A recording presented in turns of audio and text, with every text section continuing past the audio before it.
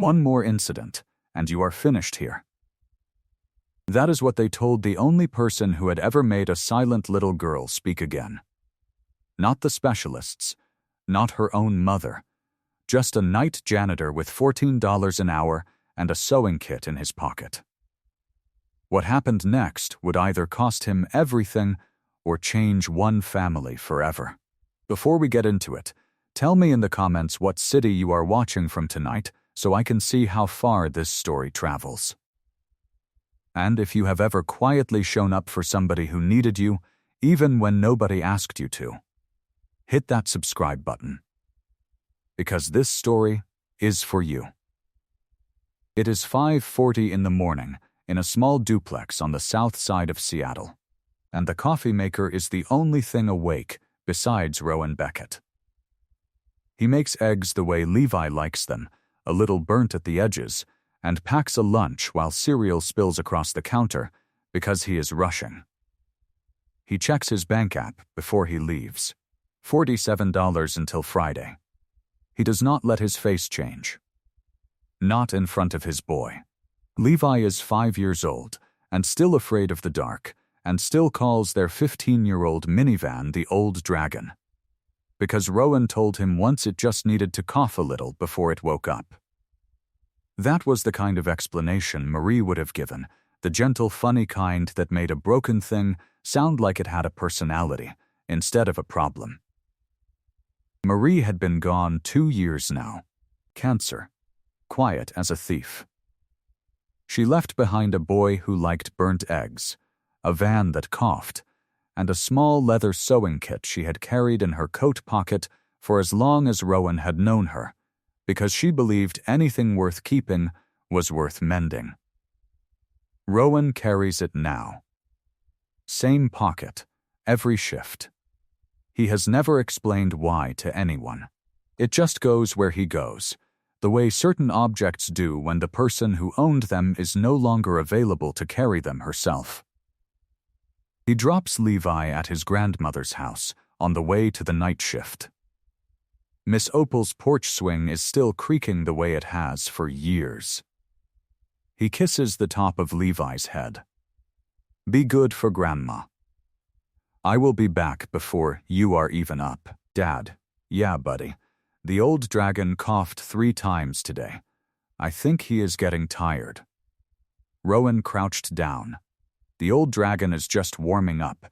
He has got a lot of road left. Levi studied him with the enormous, serious eyes of a 5-year-old deciding whether to believe something. Then, he nodded once, satisfied, and padded inside. Rowan watched the screen door close and drove 25 minutes north to a building that touched the clouds. Prescott Tower stands 48 floors above Seattle's financial district, wind coming hard off Elliott Bay, rattling the glass like it wants in. This is where Serena Prescott runs Prescott Global Logistics, a company worth nearly $3 billion, from a corner office with a view of the water. 5 months ago, on a hiking trail outside the city, her 8-year-old daughter Hazel was the one who found her father Julian collapsed on the ground. He never woke up again. Julian had co-founded the company with Serena 16 years earlier and still kept an office 1 floor below the lobby where he served as chief strategy officer. The one person who had spent 2 years refusing every buyout offer a New York investment fund kept sending his way. Since that day, Hazel has not spoken. Not one word. Not to her mother. Not to 11 specialists from 2 of the best hospitals in the state. Not to 8 caregivers who tried and quit. She stopped everything except holding on to a stuffed blue rabbit with 1 torn ear and 1 torn leg like it was the only solid thing left in the world. At 11:40 on a rainy Tuesday night, Rowan is vacuuming outside the executive conference room on the 48th floor when he hears something small coming from the supply closet. He opens the door. Hazel is sitting on the floor in her pajamas, knees pulled to her chest, hugging the torn blue rabbit. She does not look up. Rowan does not pull her out. He does not ask if she is okay. He does not call security. He lowers himself onto the carpet a yard away and pulls the small leather sewing kit from his jacket pocket. Marie's kit. The one with her initials still faintly pressed into the leather cover. She had carried it everywhere because she believed anything worth keeping was worth mending, and in the 2 years since she had been gone, Rowan had not once left the apartment without it. He had never been able to explain to anyone why. He was not sure he understood it himself. He just knew the kit went where he went, the way love does when the person who carried it is no longer available to carry it herself.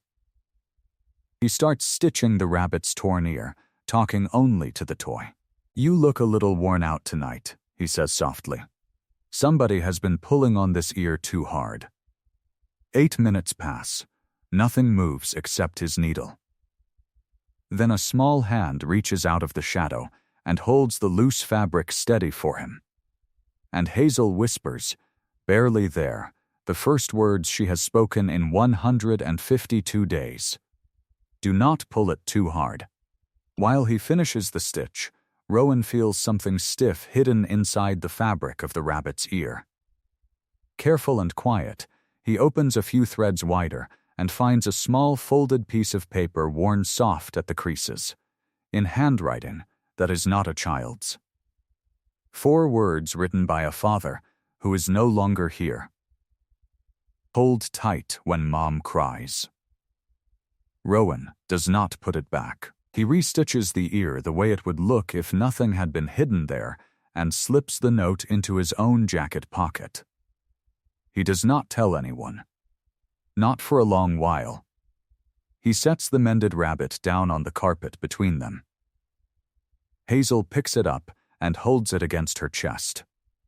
Rowan stands, pushes his cart back down the hallway, and does not look back. The security camera catches all 11 minutes of it. Nobody watches the footage that night. Nearly $3 billion, 11 specialists, 8 caregivers who quit, and it took a man earning $14 an hour with his dead wife's sewing kit and a little patience to do what none of them could. That note in the rabbit's ear is a quiet bomb that has not gone off yet, sitting in a janitor's jacket pocket, waiting for the night it finally does. For 3 nights straight, the blue rabbit appeared on top of Rowan's cleaning cart in the basement, tucked beside it a scrap of paper in a child's crooked handwriting. Is the ear still strong? Rowan would sit on an overturned bucket, add 1 more stitch with Marie's needle, and leave the rabbit exactly where he found it. He never asked to see Hazel. Hazel never told anyone. That was the whole point. It should have stayed that simple. It did not. Soon Hazel started showing up at the exact hour of his shift, saying little, sitting a few yards off while he worked. Some nights she left a peppermint candy on the cart. Rowan left her paper boats folded from old desk calendars. One night he mentioned, almost without thinking, that his own son Levi was 5, scared of the dark, and convinced their minivan needed naps like a toddler. Hazel did not answer, but she listened like she was collecting it somewhere safe. Every morning, the night nanny Patrice sent a detailed report to Claire Ashton, the company's chief operating officer. What time Hazel went down to the basement, how long she stayed with the janitor, what her face looked like when she came back up. Claire paid $800 a week into an anonymous account for those reports. Patrice, 3 months behind on rent, told herself she was just keeping an eye on things for the child's safety. She never let herself look too hard at what that money actually meant. Claire Ashton had spent the 5 months since Julian's death positioning herself for a single outcome. The New York investment fund Julian had spent years rejecting had quietly resumed its approach, and Claire had been the one returning their calls. The acquisition would route a substantial portion of its value through accounts she controlled. All she needed was for Serena to be removed from the chair, and the child's grief had become, in Claire's calculation, the most efficient instrument available. The security chief received a quiet directive from Claire's office and drew up an official incident report. Night shift custodial staff engaged in unsupervised contact with the CEO's minor daughter in a restricted executive area. Rowan was called to human resources the next afternoon. He stood in a windowless office, uniform still damp from mopping, and listened to a write-up land in his file. He was banned from every floor above the 40th. One more incident and he would be terminated on the spot. He did not argue. He did not explain himself. He did not mention the folded note in his jacket pocket, or the 11 minutes of silence that had done what 11 specialists could not. Some things, he had learned a long time ago, do not sound believable to people who have already made up their minds about who you are. He drove home that night, the old van coughing twice before it caught, and sat on the porch step next to Miss Opal without saying a word for a long time. She did not ask what was wrong. She just handed him a cup of coffee and let the quiet sit between them.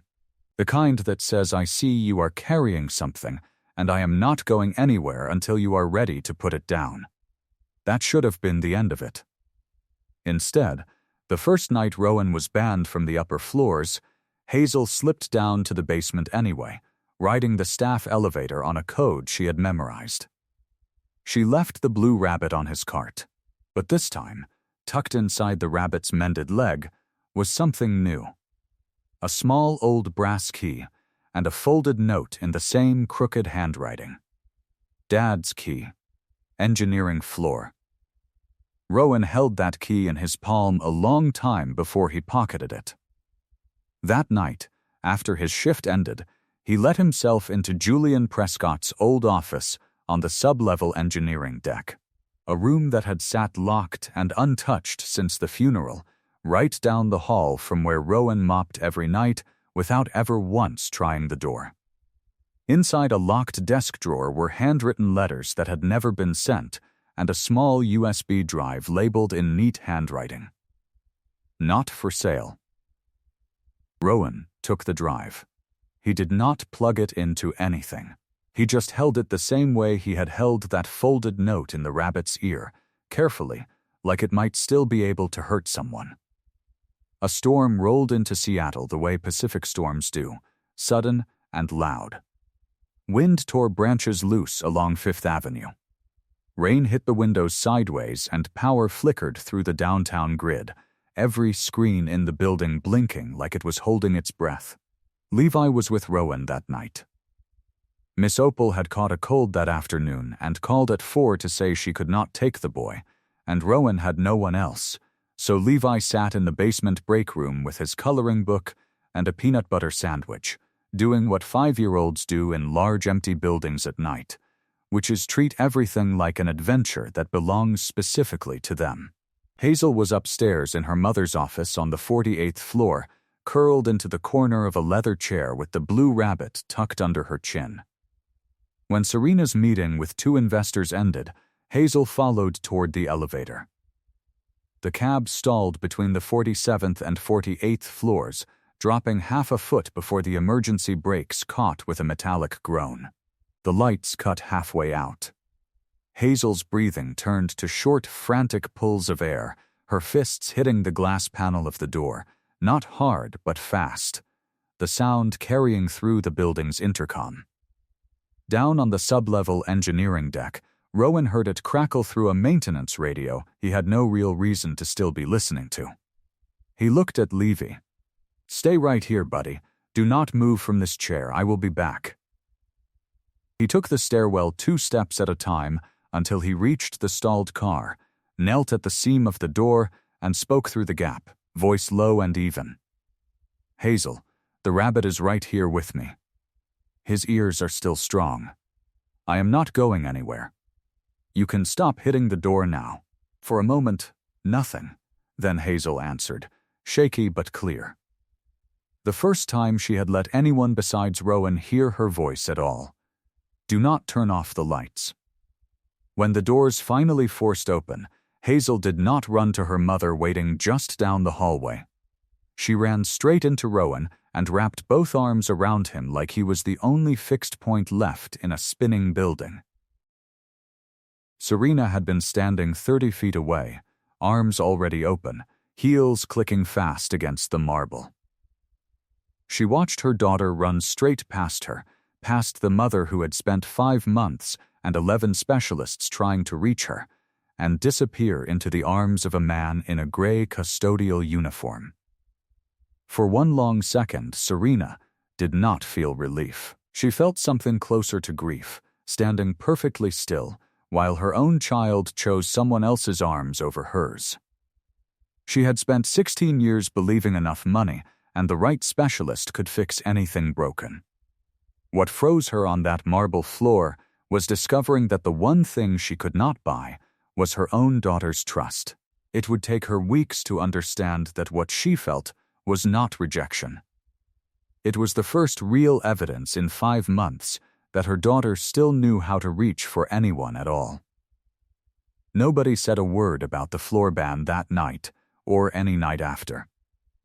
And downstairs in the basement, sitting exactly where his father had told him to sit, Levi Beckett was still coloring.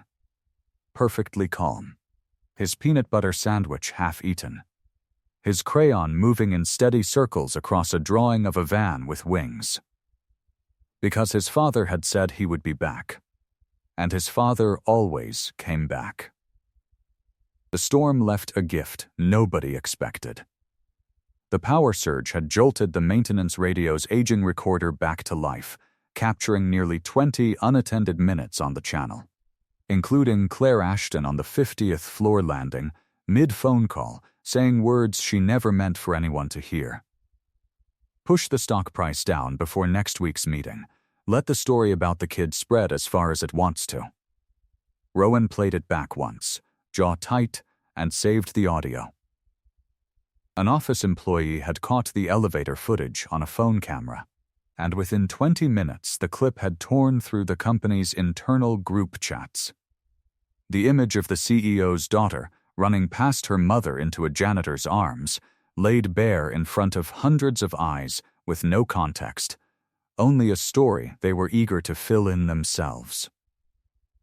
Claire used the footage to call an emergency board meeting. She played the clip twice, then turned to the room with a practiced, sorrowful expression. If a CEO's own daughter feels safer with custodial staff than with her mother, the board has every right to ask what that says about her judgment, both as a parent and as the person steering this company. It landed exactly the way she intended. In one sentence, Claire had turned an 8-year-old's private pain into a political weapon in front of shareholders who now had a reason to ask whether Serena Prescott still belonged in the chair she had held for a decade. Serena held on to her seat. Barely. She walked into the meeting carrying the full file of 11 failed specialists. Every report, every dead end, every dollar spent trying to reach her daughter, and laid it out on the table. The board issued Claire a formal warning and let the matter rest. Late that same night, emptying wastebaskets in the executive suite, Rowan found a printed bank transfer receipt someone had tossed without a second thought, a large sum wired from the New York investment fund straight into Claire Ashton's personal account. The memo line read advisory fee pre-deal. He photographed it on his phone and saved it beside the audio recording. The following week, Levi carried something to kindergarten in his backpack. A folded paper Hazel had once left on Rowan's cart, a drawing of the blue rabbit with a few crooked words underneath. For your boy, too. Rowan had pinned it to the fridge. Levi had decided it belonged at show, and telling his classmates it was from my dad's friend Hazel. 2 days later, Levi started pulling away the same way Hazel once had, going silent with his teacher, barely touching his lunch. Sitting alone by the window, Miss Opal called in tears. He will not tell me what is wrong, Rowan. He just watches the door. That same week, a warehouse in Tacoma offered Rowan a day shift position, nearly double his current pay, steady hours, real insurance for Levi. On paper, everything a tired single father was supposed to want. He sat alone in the basement locker room with 2 pieces of paper spread in front of him: a resignation letter and a photograph of a bank receipt that could end a career. He thought about the porch swing, the burnt eggs, the $47 that had to last until Friday. He thought about Levi watching the classroom door instead of playing. He thought about a blue rabbit with a mended ear sitting on a hospital tray beside a glass of water a little girl would not drink.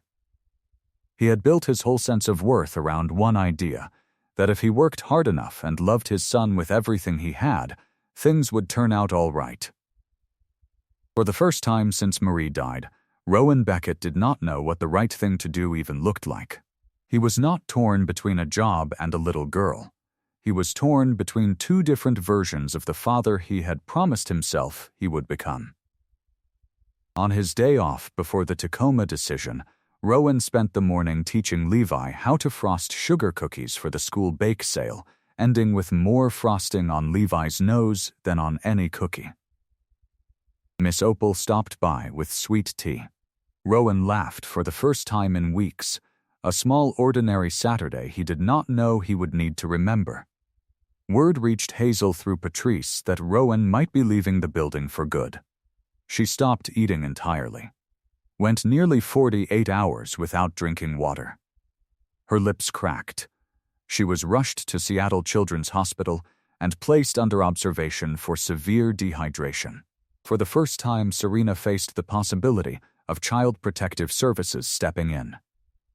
A doctor told her plainly, "If this continues, we will not have a choice but to look at the home environment." Serena sat by Hazel's hospital bed that night, holding a small hand hooked to an IV line, and understood, maybe for the first time in her career, that no amount of money could buy her way out of this room. The night before Rowan was set to accept the Tacoma job, Serena found him mopping the basement floor for what both of them understood might be the last time.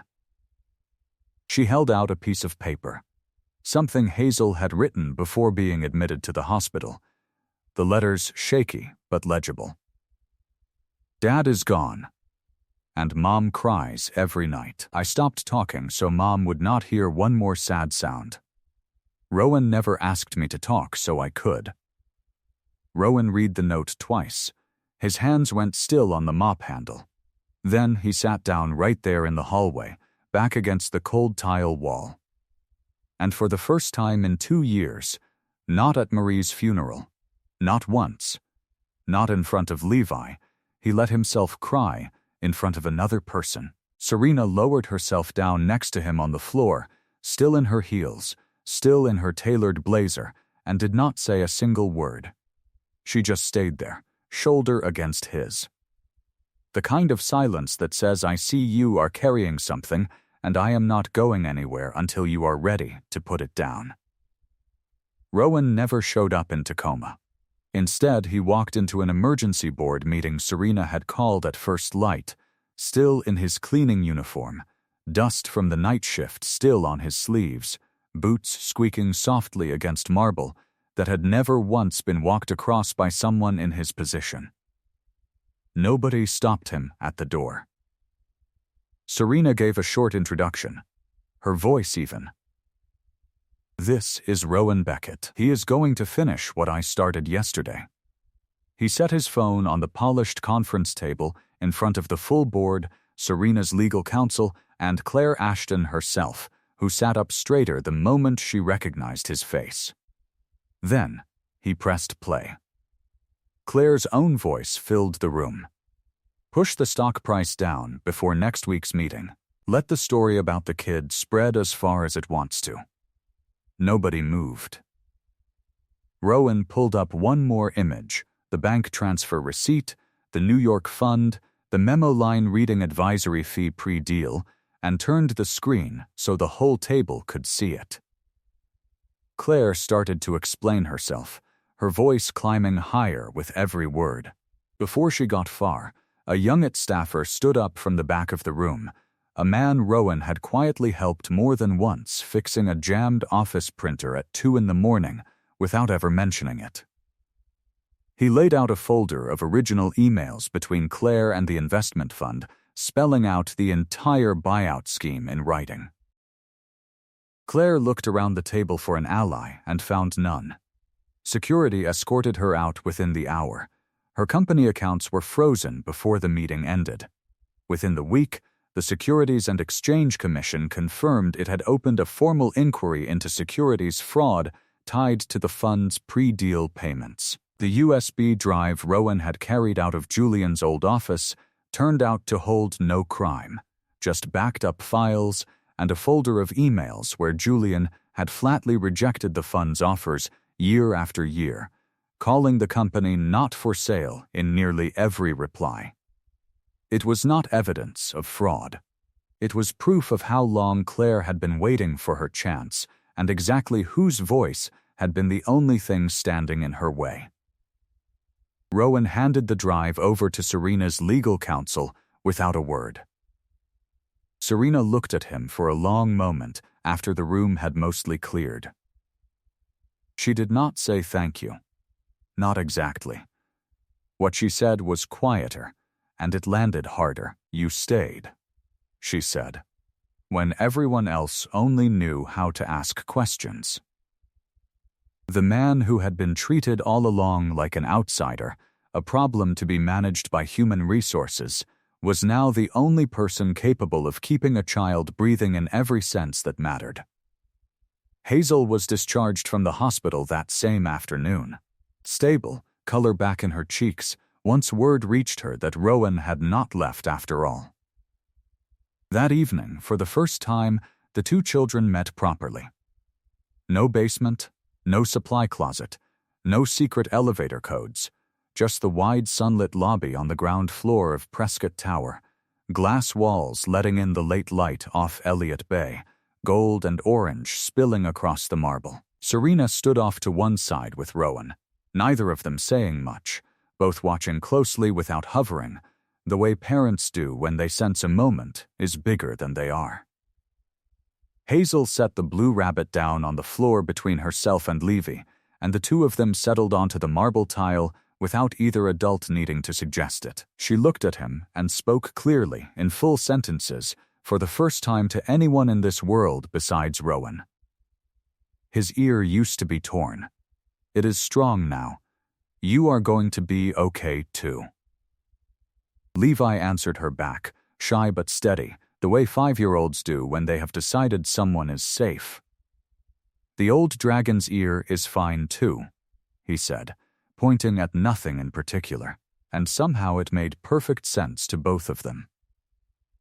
Hazel laughed, a small rusty sound, like a door opening after a long time shut.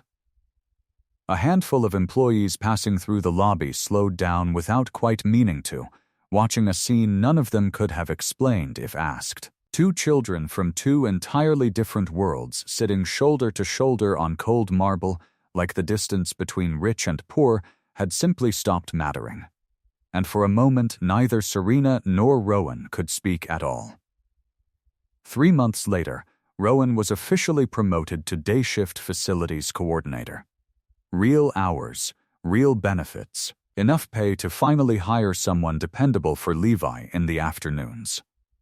He still kept the 15-year-old minivan. He still called it the Old Dragon with his son, because some things you do not trade in just because your paycheck got bigger. Miss Opal still sat on the porch some evenings, listening to Levi tell increasingly elaborate stories about school. Rowan still burned the eggs on purpose most mornings because his son liked them that way, and there was no reason good enough to change it. And Patrice resigned by email before the board meeting had even ended, the $800 a week gone as quickly as it had come. Every Friday evening, the two kids sat together on the rug in Serena's penthouse living room, the wide windows over Elliott Bay turning gold with the last of the daylight. Rowan sat nearby on an old worn sofa he had hauled up from his own duplex because Serena had asked him to bring something of his own into that glass tower, and that beat-up sofa was the truest thing he owned.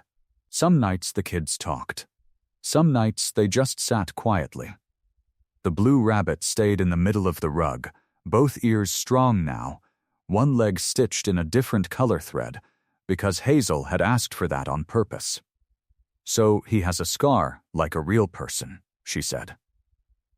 Then, one quiet Friday evening, Rowan did something nobody expected. He reached into his jacket, the same jacket he had worn every night shift for years, and took out a small folded piece of paper soft at the creases from being carried so long. "I found this the very first night," he said quietly to Serena, not quite able to look at Hazel yet. Sewn inside the rabbit's ear. "I did not know if it was mine to give you. I think I was just waiting for the right Friday." Serena unfolded it with hands that were not quite steady and read her late husband's handwriting out loud for the first time in 5 months.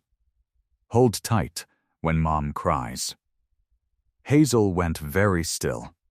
Her silence had never really been about the trail or even about losing her father. It had been about protecting the one parent she had left. A child that age does not reason her way into going quiet. She simply stops handing over anything that could be used to hurt someone. And for months every word had felt like one more weight her mother might break under. What changed was not the note itself. It was watching 2 adults finally choose plain honesty over careful control, right there in front of her. Proof at last that the truth could be spoken out loud in that house without anyone shattering. She stood up on her own. She walked over and took the note gently from her mother's hands, holding it the way she used to hold the rabbit, like it was the only solid thing in the room. When she finally spoke, it was not a whisper anymore. It was everything she had been carrying since the day she stopped talking. All of it, out loud, all at once. I held tight. Mom does not cry every night anymore. Rowan never made me talk, so I could. Then she reached out and took her mother's hand in one of hers and Rowan's hand in the other, and held both of them at the same time. And Levy, who had been sitting on the rug watching everything with the enormous serious eyes of a boy who understood more than he could say, stood up and walked over and pressed himself against his father's side without a word. Because that was what you did when the people you loved were feeling something too big for the room.